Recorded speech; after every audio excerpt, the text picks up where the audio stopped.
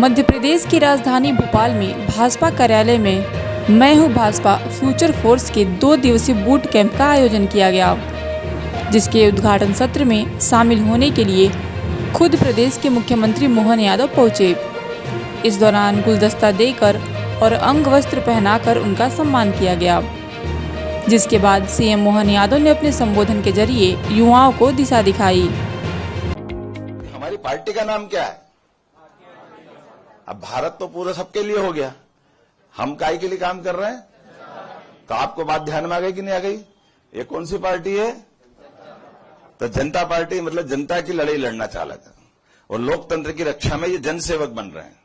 तो जब जनसेवक बन रहे हैं तो हमको अब अपने अपने प्रोफेशनल में जाना पड़ेगा। हम अपने परिवार को भी पालें, अपने जो दायित्व है उसका भी निर्वहन करें, लेकिन सच्चे अर्थों में लोकतंत्र को बचाना पड़ेगा ना। तो लोकतंत्र को मारने वाले कौन कौन लोग हैं? उधर देखो आप, उनकी साइड में एक खानदान है, जिन खानदान के साथ नेहरू जी के पहले सरदार वल्लभ भाई पटेल, नेताजी सुभाष चंद्र बोस, सारे पंडित मदन मोहन मालवीय, उन्हें तो बनारस हिंदू विश्वविद्यालय की स्थापना की। हिंदू में कोई ऐसी उनकी बात, बाल गंगाधर तिलक क्या चालू करा था उनने? गणेश करा था ना।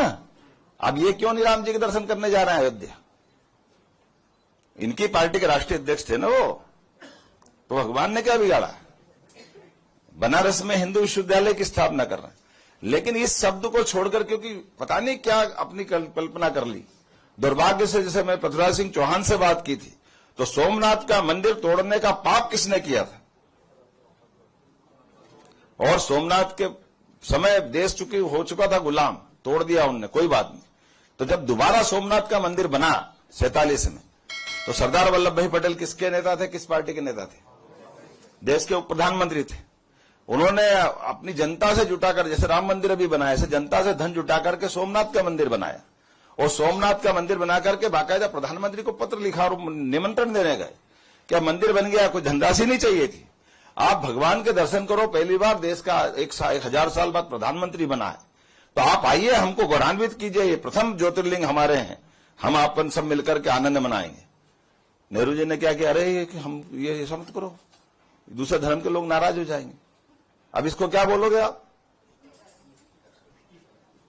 जिस देश ने 1000 साल की गुलामी सहन की, उसका पहला प्रधानमंत्री वोट के लिए केवल, और बिना बात के, वो कांग्रेस के थे, कोई बीजेपी वाले नहीं थे। हम तो बीजेपी थी भी नहीं उस समय, जनसंघ भी नहीं बनी थी, जनता पार्टी भी नहीं थी। उनकी पार्टी के समय थे। डॉक्टर राजेंद्र प्रसाद जी को जोरदार धन्यवाद दो आप, डॉक्टर राजेंद्र प्रसाद के लिए, इस बात के लिए। राष्ट्रपति थे वो, उनको बुलाया और उन्होंने कहा मैं डंके की चोट आऊंगा।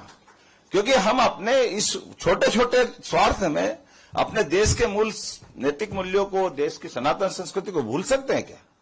तो हमको याद रखना पड़ेगा। तो इसे इस अवस्था में मैंने आपको केवल स्मरण कराया, और इसलिए आनंद आया कि देश के दूसरे प्रधानमंत्री मोदी जी है, जो भगवान राम मंदिर में शिलान्यास में भी बैठे और लोकार्पण पे भी जाकर के बैठे। ये अपने देश का बीच का लंबा टाइम चला गया। दुर्भाग्य से अटल जी के टाइम ऐसा अवसर नहीं आया, लेकिन बाकी की तो हिम्मत ही नहीं पड़ी डंके की चोट दर्शन करने की, डंके की चोट बात करने की। हम किसी की निंदा नहीं कर रहे हैं, लेकिन जो बहुसंख्यक देश के लोग जिस पर श्रद्धा करते हैं, उस श्रद्धा में अब वो भी शामिल होते हैं, पर उसका प्रकटीकरण नहीं करते। तो ये भीरूपन क्यों होना चाहिए? ये डर क्यों होना चाहिए? इसलिए हम इस बात को भी रेखांकित करते कि अगर आप प्रोफेशनल करके सामने आ रहे हैं, तो ये बात हमको समाज में ले जाने की जरूरत है। हमारी व्यवस्थाओं से जुड़ करके हम इसमें देख रहा, डॉक्टर, वकील, इंजीनियर, प्रोफेशनल, नव उद्योगपति, नव उद्यमी सब आए हैं। अब हमने इस सब में आगे बढ़ा करके बहुत सारे अवसर दिए हैं। लंबा समय चला गया, लेकिन मैं मान के चलता हूं, जो आपसे मैं बात कर रहा था, तो मुझे लगा कि थोड़ा सा बेस से बात करना पड़ेगी। और बेस से बात करने में हम ये सब बातों को समझ रहे हैं कि आज हमारी भूमिका है, तो हमको गुरु गोविंद सिंह जी को भी नहीं भूलना।